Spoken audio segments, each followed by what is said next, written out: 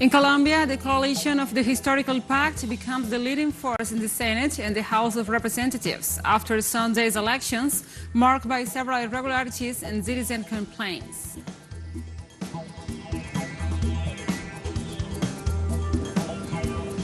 In Peru, the Congress voted in favor to debate a motion of no confidence against President Pedro Castillo under allegations of moral incapacity to perform his duties. And also, Russian presidential spokesperson Dmitry Peskov admitted that the Russian army might take total control of the main Ukraine cities.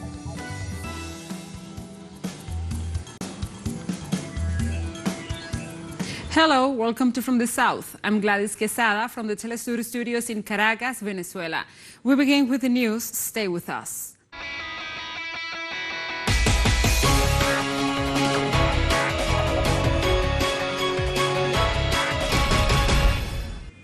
And now we begin. Colombia's historical Pact coalition leads as the top force in the country's Senate and the House of Representatives after an election this Sunday that was overshadowed by irregularities and complaints by the population. Colombians denounce flaws in the electoral census process and in the information about their polling stations. Also, that electoral juries in at least 26% of the stations failed to hand in the electoral cards. On the other hand, authorities of the Electoral Observation Mission lamented the death of 2 soldiers in the midst of actions of irregular groups in the department of Caquetá. In this Sunday's elections, the 295 congresspersons of both legislative chambers were elected, as well as the candidates of the 3 main political coalitions of left, center, and right for the presidential elections of next May 29th: Gustavo Petro, Federico Gutiérrez, and Sergio Fajardo.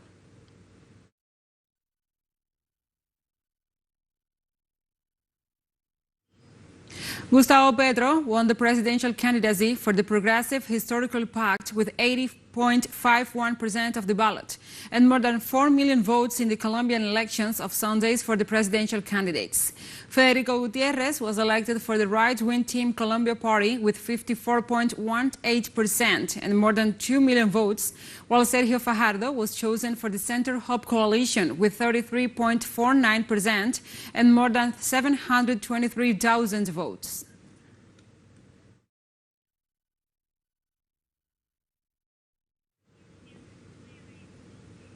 The presidential candidate, Gustavo Petro, affirmed that the historic pact is the first electoral force in the country after Sunday's legislative elections. The result is very important. We are the first force in the Republic Senate, the first force with a number of chambers and the first force in number of senators.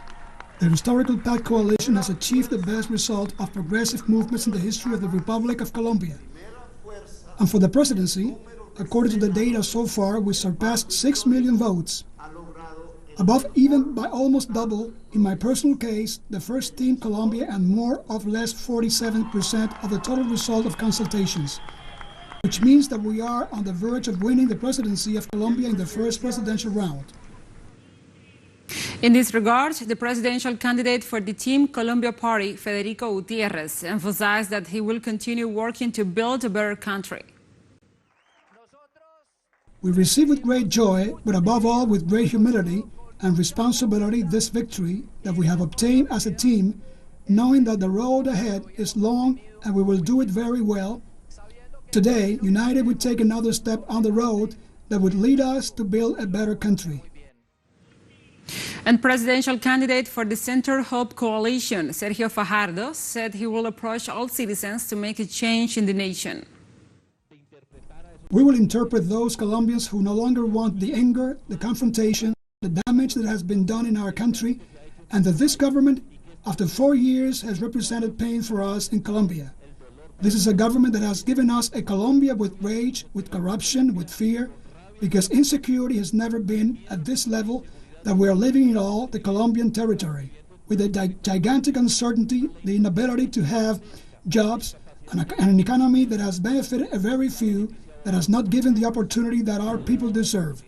We're approaching Colombia from the perspective of building and moving forward. We know that Colombia has to change, and it is going to change. Journalist and president of teleSUR, Patricia Villegas, interviewed former Colombian President Ernesto Samper on the program Los Nadies, the Nobodies. The former head of state made reference to the winners and losers of these parliamentary elections. The left showed a great capacity to unite. Gustavo Petro won the election with a historic majority that has never been seen before in preliminary elections. The right, one way or another, obtained an important vote, however very vague. The Senate did not rise to the occasion. For better or for worse, it indicates the country could approach a scenario of ideological polarization again in the first round between a right wing committed to return to war with neoliberal policies linked to Álvaro Uribe and what would be this left wing that at this moment represents Gustavo Petro. On the other hand, Ernesto stated the elections showed a rejection towards Iván Duque's government and the need to move forward on issues such as the reactivation of the peace agreements and the re-establishment of relations with Venezuela. The most important fact is these are the second election held within the framework of the Havana peace agreements, that is to say, without the presence of an armed left wing as it existed in the last few years. People expressed their rejection towards the current administration and a desire for change, an important change, not only for the reactivation of the peace processes that are in standby because of this government, but for the other issues like resuming diplomatic relations with Venezuela. An agreement exists within the progressive sectors of the country that the situation with Venezuela needs to be settled. In an exclusive interview for teleSUR, the former Colombian president said the big loser of this parliamentary election was the candidate of Uribismo. I believe that Álvaro Uribe is turning the page.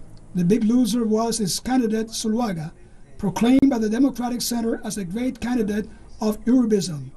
With a vote obtained by Gutierrez, former mayor of Medellin, who follows Álvaro Uribe's ideological line, we're going to see a change in the candidacy of the Democratic Center, and surely the right will end up all united around Gutierrez's candidacy, with a spokesman of a quite scattered right wing, because there is not an ideological unit here. We'll take a short break now. Join us again after this.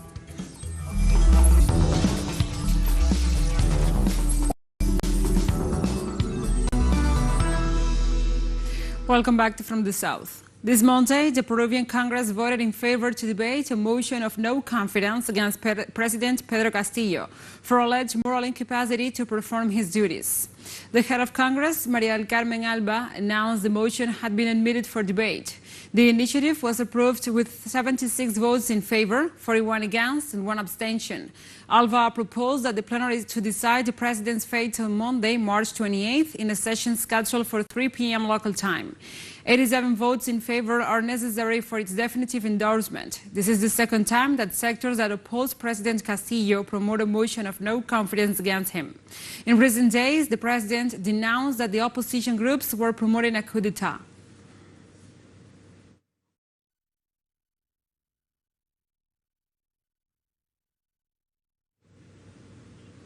In Argentina, the Senate begins the debate of the agreement with the International Monetary Fund, which has already been approved by the Chamber of Deputies.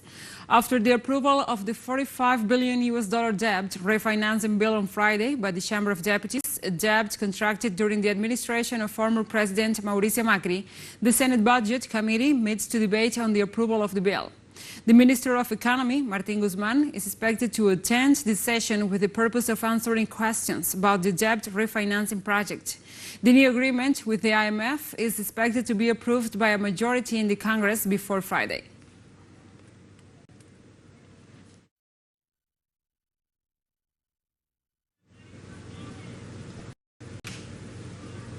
Ecuador's National Assembly held the second debate of the Organic Agricultural and Intercultural Education Bill, long awaited by the teachers and students across the country. The proposal included important aspects for teachers, such as the equal pay and fair compensation for retired educators. This issue was one of the most discussed in the session, where many agreed it is up to the Ministry of Economy and Finance to guarantee the resources for the increase in teachers' wages. The proposal included recommendations from parliamentarians to guarantee inclusive, equitable, and equality of education, as well as the rights for those who work in education.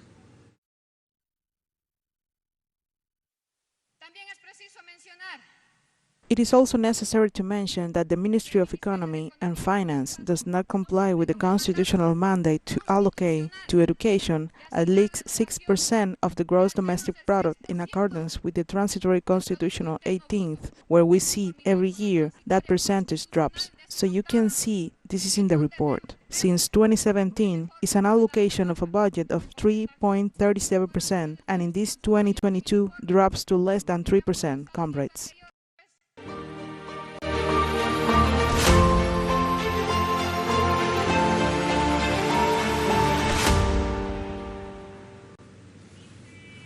And now we move on to other topics. Russia's presidential spokesperson Dmitry Peskov admitted that the Russian army might take total control of the main Ukraine cities. Peskov declared that Russia's Minister of Defense could take these measures in order to best guarantee the safety of civilians in Ukraine. The government officials stressed that such a decision will leave out the areas used as humanitarian corridors. Peskov also reiterated that prior to his conflict, President Vladimir Putin signed friendship and cooperation agreements that included military assistance with the self-proclaimed Popular Republics of Donetsk and Lugansk. So Russian armed forces are using high-precision weaponry to destroy only information and war-related facilities.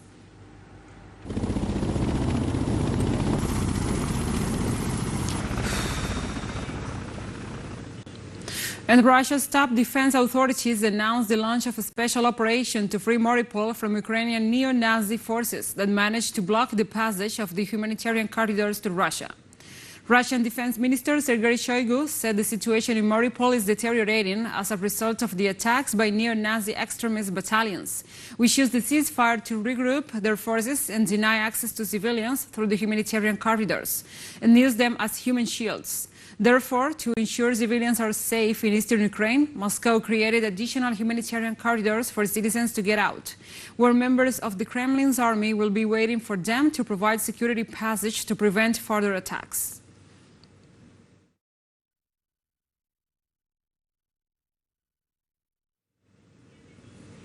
On Monday, Alexander Shuprian, the Russian interim minister of emergency situations, reported that his country received nearly 200,000 refugees from the Donbass so far.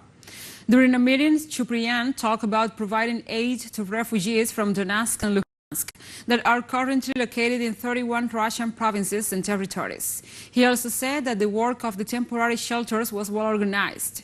The wave of asylum seekers from both independent republics to Russia started in mid-February with the growth of tensions on the border of Ukraine, days before the launch of the Russian military operation.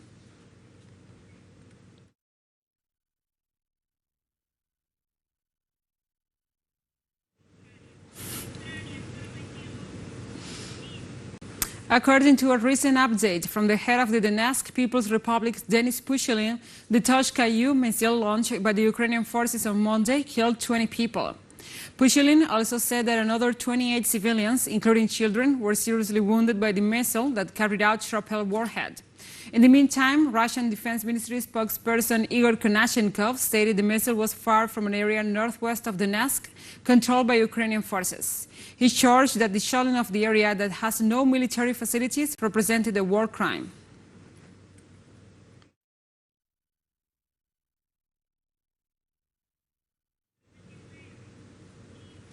And Moscow said the United States is increasingly abusing its position as the host country of the United Nations, which is headquartered in New York, to obtain political benefits. The statements were made to the Russian agency Sputnik by Pyotr Ileshov, the head of the international organizations at the Ministry of Foreign Affairs.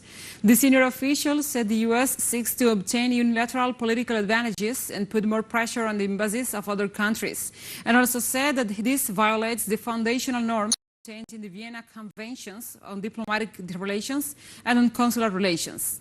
Last week, and in the midst of a military operation in Ukraine, 12 diplomats from the Russian mission to the UN and their relatives left New York and returned to Moscow, expelled by the U.S. accused of espionage. And we have more news coming up after a final short break, so stay with us.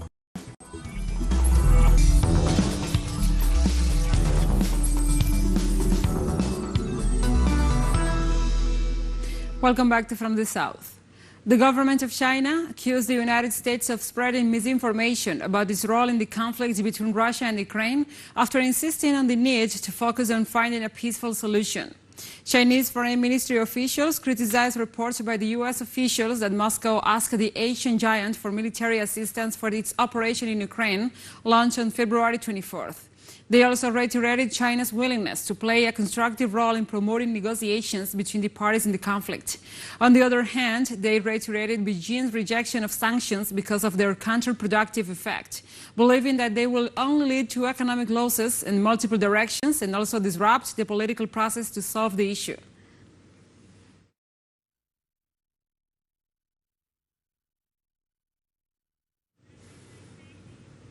On Monday, senior representatives of the government of China and the United States met and assessed bilateral relations.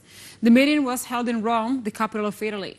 The meeting was headed by the Foreign Minister of the Communist Party of China, Jiang Jiechi, and the National Security Advisor of the United States, Jake Sullivan.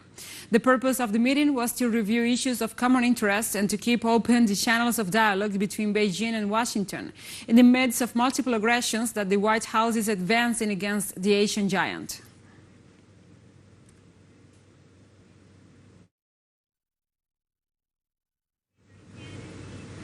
And this Monday, China strongly condemned the United States for severely interfering in China's internal affairs in its arms sale to Taiwan. By selling arms to Taiwan, the United States seriously violates the One China principle and stipulations of the 3 China-U.S. joint communiques, especially those of the August 17 communique. It severely interferes in China's internal affairs and undermines the China-U.S. relationship and the peace and stability across the Taiwan Strait. China has always firmly opposed to this. The United States side should earnestly abide by the One China principle and stipulations of the 3 China-U.S. joint communiques and stop arms sales to Taiwan and military contacts with it. The spokesperson of the Ministry of Foreign Affairs also said China firmly opposes the United States' political manipulation of the Taiwan question and strongly condemns its attempt to blur the concept of One China principle. There is one China in the world, and Taiwan is an inseparable part of China's territory. This is a historical and legal fact, and is the consensus of the international community. Any correctly marked map should be based on these facts. The move of the United States is grossly interfering in China's internal affairs with an attempt to engage in political manipulation under the pretext of the so-called Taiwan map issue, creating 2 Chinas or One China, One Taiwan. China is strongly dissatisfied and with firmly opposed to that. We sternly warn the U.S. side that playing the Taiwan card is as dangerous as playing with fire while holding firewood, which will not only push Taiwan into peril, but also bring unbearable consequences to the U.S. side itself. The U.S. should stop making the One China principle vague and hollowing it out, stop pampering and supporting Taiwan's secessionist activities, but return to the original and true meaning of the One China principle, honor its political commitments to China, so as truly safeguard peace and stability across the Taiwan Strait and the larger interests of China-U.S. relations. And Tehran warns that it will not tolerate threats coming from neighboring Iraq a day after the Iranian military claimed responsibility for missile strikes on its northern Kurdistan region, targeting an Israeli site. It is not at all acceptable that one of our neighbors that has deep relations with us becomes a center of creating threats against the Islamic Republic. Iran will not tolerate that a center near its borders becomes the center for sabotage, conspiracy, and for sending terrorist groups to Iran. The central government of Iraq has been notified several times not to allow Iraq's borders with Iran to become insecure. And like this, we have come to the end of this news brief. But remember, you can find these and many other stories on our website at telesurenglish.net. And also, if you feel so inclined, please join us on social media for all the latest news. We are on Facebook, Twitter, Instagram, and Telegram. For Telesur English, I'm Gladys Quesada. Thank you for watching.